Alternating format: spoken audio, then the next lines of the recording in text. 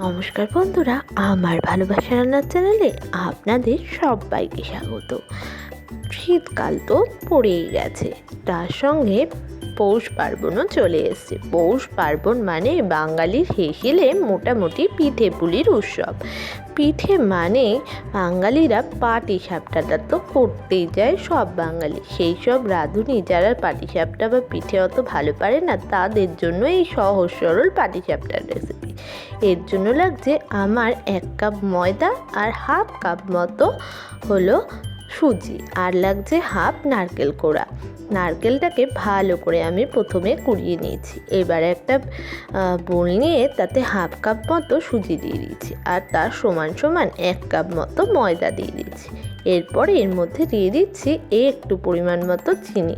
এই জায়গায় আপনি চিনি গুঁড়ো বা মিহি চিনিও ব্যবহার করতে পারেন, এতে জিনিসটা ফেটে যাওয়ার সম্ভাবনাটা কম থাকে।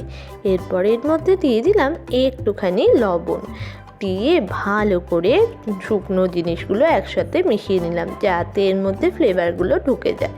এরপর এর মধ্যে অল্প অল্প করে উষ্ণ গরম জল দিলাম। গরম জলটা যেহেতু আমি দুধের বাটিতে একটুখানি গরম করেছিলাম, তাই এটা সাদা সাদা হয়েছে। এই জায়গায় আপনি এমনি জলেও করতে পারেন, বাট গরম জলে এই ব্যাটারটা বেশি ভালো হয়। কথা বলতে বলতে আমার ব্যাটার কিন্তু তৈরি হয়ে গেছে। ব্যাটারের জলটা কিন্তু আপনি আপনার পরিমাণ অনুযায়ী দিয়ে নেবেন। এরপর একটা কড়াই বসিয়ে গেছে, তাতে দিয়ে দিলাম হাফ কাপ মতো দুধ। দুধটা দিয়ে পুরটা তৈরি হবে। এরপর আমি যে নারকেলটা কুড়িয়ে রেখেছিলাম সেই নারকেলটা দিয়ে দিলাম, আর দিয়ে দিলাম একটুখানি মতো পাটালি গুড়। এই জায়গায় আপনি চিনি বা মেওয়াও দিতে পারেন, নারকেলের জায়গায় আপনি ছানাও দিতে পারেন, সেটা আপনার পছন্দ, সেইভাবেই পুর বানান। এরপর এটাকে ভালো করে পাক দিয়ে নিতে হবে চিটচিট হওয়া পর্যন্ত। দেখুন, এটা কিন্তু আমার শুকিয়ে একেবারে পুরটা তৈরি হয়ে গেছে। এবার আমি এটা নামিয়ে একটু ঠান্ডা হতে দিলাম। এবার একটা ফ্রাইং প্যান নিয়ে সেটাকে গরম করে নিয়ে তার মধ্যে আমি সর্ষের তেল ব্রাশ করে নিচ্ছি। এইভাবে ব্রাশ না থাকলে আপনি বেগুনের বোটার পিছন দিয়ে বা ন্যাকড়া দিয়েও এটাকে ব্রাশ করে নিতে পারেন। এটা মোটামুটি ব্রাশ করে গরম হয়ে গেছে তেলটা, তখন আমি এই ব্যাটারটা দিয়ে দিলাম। ব্যাটারটা দিয়ে ব্যাটারের গোল হাতা দিয়ে দিয়েছি, যেহেতু গোল হাতার পিছনটা দিয়ে এইভাবে করে এটাকে স্প্রেড করে দিচ্ছি। আপনি স্প্যাচুলা দিয়েও করতে পারেন।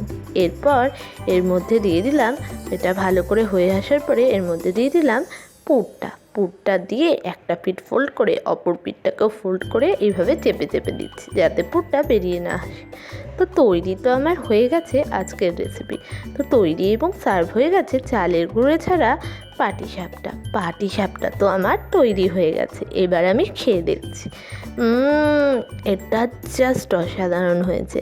মনে হচ্ছে এটা চালের গুঁড়ো দিয়েই হয়েছে। এই রকমই অসাধারণ জিনিসপত্র নিজে খাইয়ে, অন্যকে খাইয়ে এবং নিজে খেয়ে আমাদের অবশ্যই জানাতে ভুলবেন না কেমন লাগছে আমাদের রেসিপিটা। আর সাথে আমাদের চ্যানেলটাকে সাবস্ক্রাইব করবেন। ভালো থাকবেন, ভালো রাখবেন, ভালো